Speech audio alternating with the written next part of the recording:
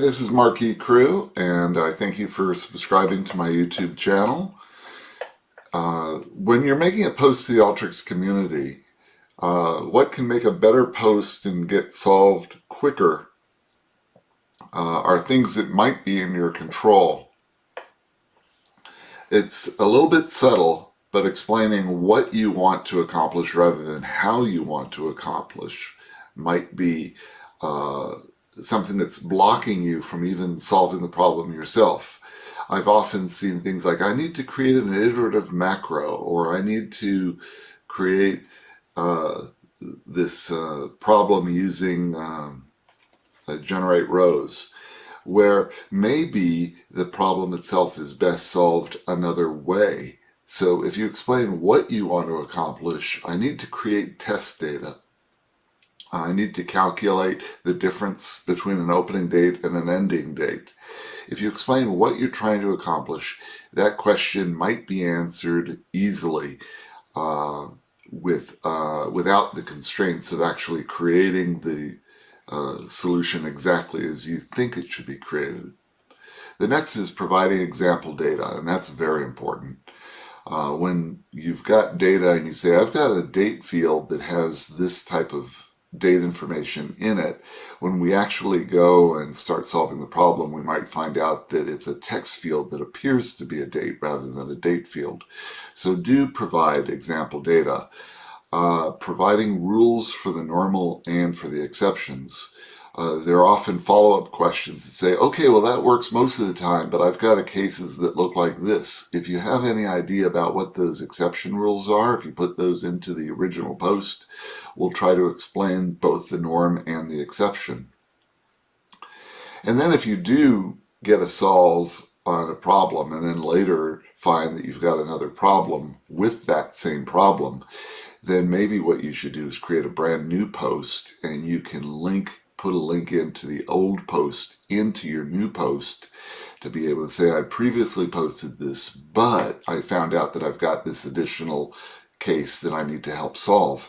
The reason for doing that is that more people will look at this as an unsolved post and will open it up and provide you with more solutions than just the person who originally solved your post. And lastly, if you tried something already, do show your work.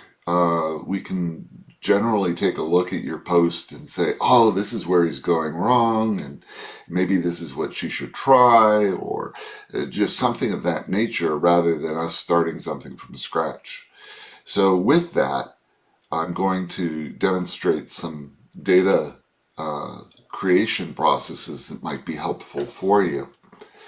So if I look at my data here, I've got a record ID, I've got 10,000 records, I've got some very sensitive data that I don't want to post, and then I've got some dummy data. It's either okay to post or maybe I'll want to change it.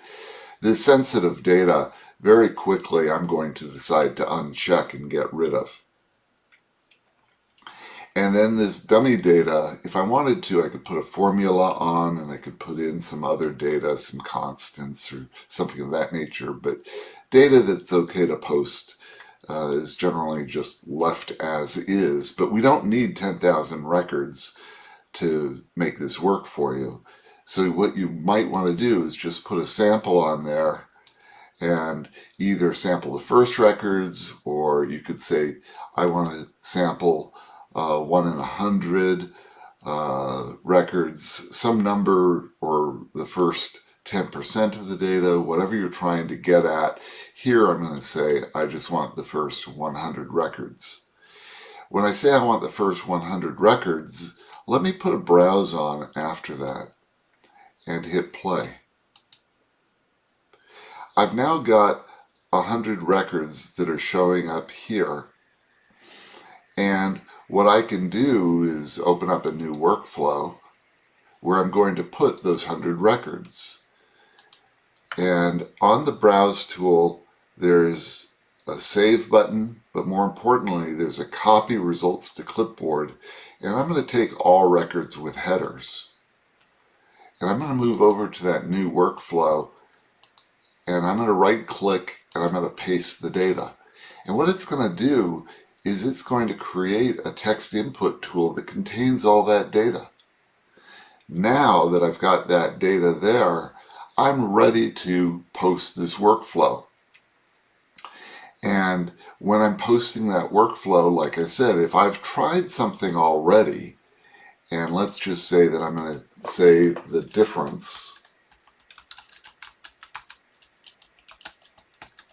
in days, and I tried putting in a date-time difference, and I want to be able to go and find the difference between the start date and the end date, and I wanted that in days, and hit play, and I'm coming up with all these negative numbers,